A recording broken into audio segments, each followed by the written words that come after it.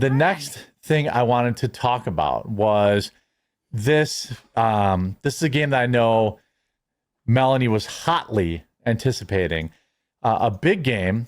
I think she was one of the largest Kickstarter backers too. Oh, This is a game called Up North. It is a game about who paints the coyotes as the heroes.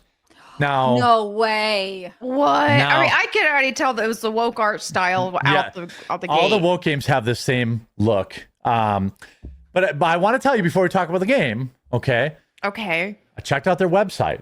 All right. They wrote, "We are a small but mighty team of artists, storytellers, and activists." Well, I mean, that's what, I mean, everybody wants that. It's a nice red flag for sure. Yeah, you got to have that in your video games. That's like having soup without those little soup, crackers, oyster crackers. But then they go on to say, the development team behind Take Us North represents. Now they're not going. I assume they're going to talk about their skills in other games they've released here, but they go on to say, where is this? Oh, the development team behind Take Us North represents 15 countries, including Argentina, Colombia, Guatemala, Mexico, and the Netherlands. And our team is over 60% BIPOC and over 60% female/non-binary. Is that And good? so- Are we happy about that? And Why we does aim it to look like a red challenge the flag, status quo. Why do those non-biased see women can't have anything with the woke stuff because first of all they're counting the troons, the men pretending the to be women men, as women, right. and the non-binaries. They just get lumped in with the women. It's like just everything. Being called a woman is just basically that's the basket where they just throw everything. Everything can join that. Yeah. Non-binary is just like, I want to be a protected class, but I don't actually like. I've done the 23andMe and I can't find any reason, Gotta find a way to get on the special treatment train. Yeah, I mean, this game got so ruthlessly mocked that they deleted the trailer. Oh,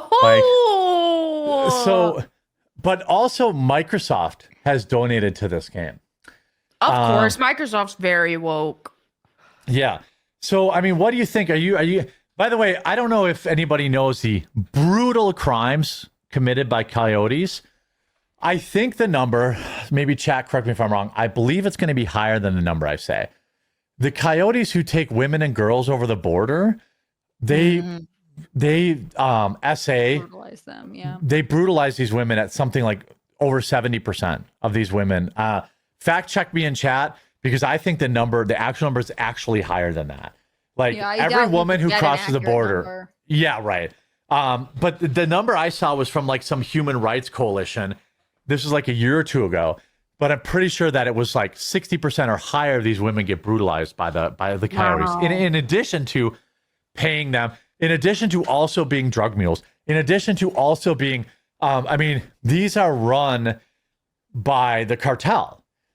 And they think that and by the way, they've also interviewed real illegal immigrants and including their audio in the game. Oh wow. I thought the name when I first saw the name Take Us North, I thought this was going to be a gay fornication game at first. Take Us North, like to the dirt road. Yeah. But this is I thought it was like about wanting to go to Canada, but the fact that it's like celebrating coyotes is so dark. yeah. I just That's just wild. It reminds me of there was someone I know from my old church who was actually super woke, surprisingly. And they were having a meltdown on Facebook and acting all suicidal because of the criminals that Trump had deported. Where it was just the criminals in that case. Those like with all the gang tattoos and all that. yeah. This dude's white woke, having a meltdown on Facebook, wanting to take his own life because of how devastated he was that these drug lord rapists and whatever else were getting deported.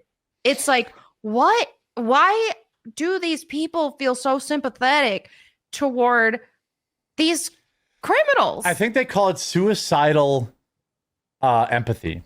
It is. Yes. It's just like that woman in New York who was like, I got robbed and brutalized. I got carjacked and they broke my arm. I don't want Trump in this town. And then within an hour, she had privated her account because everybody was like, you're an idiot.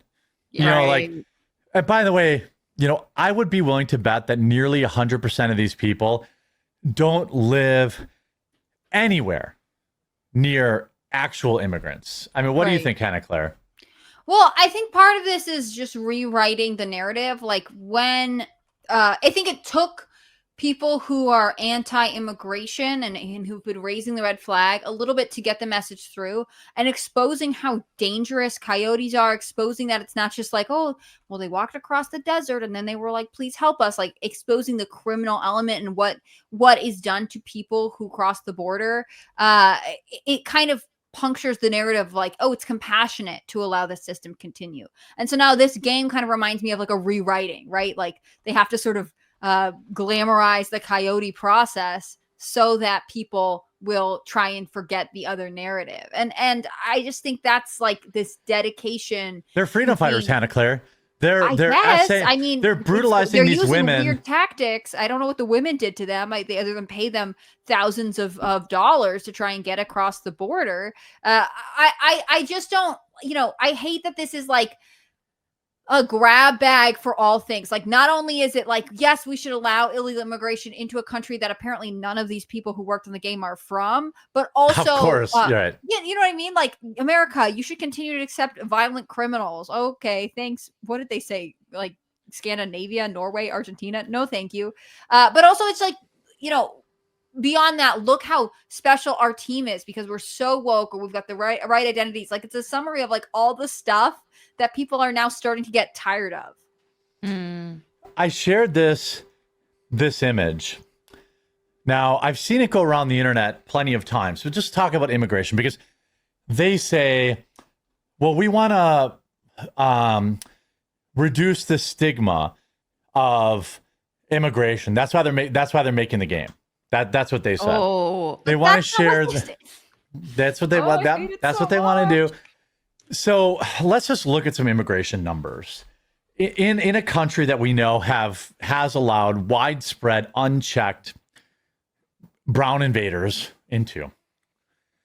In the year 2000, England and Wales, 8,000. These are essays. So, okay. By the way, the people who are the victim of this are usually young white local women, because they're not doing this to their own people. I mean, maybe they are, but that's not who's really suffering this brutalization. So when I say the struggle snuggle, everybody in chat, you know what I'm talking about, right? 8,500 in England and Wales in the year 2000, which actually seems like quite a bit. In 2024, after 24 years of unchecked immigration, that number was 68,109. 60,000 more young English and Welsh women were essayed per year in just 24 years. Poland went from Germany went from 8,000 in the year 2000 to 40,000. Wow. That's a 400% increase. France went from 7,000 to 42,000. Now, Poland went from 2,300 to 1,100. Hannah Claire, do you want to tell me what separates Poland from England, Germany, and France? Perhaps, maybe just specifically their policy on illegal immigrants? I think it's much less tolerant. The thing is, they were not afraid to say, like, no, we don't want this. And the EU tried to force them to, and they said no. The EU does all the time. And Poland is for Polish people. And people, I mean, a couple of the other Eastern European countries have adopted, like, you have to be Christian. Like, we're a Christian nation. We want whatever. Love it. It was this crazy England, Germany, France white guilt trip, being like, we must either save or give everything to people from the Middle East or from other places, and not think about what's best for the people who already live here.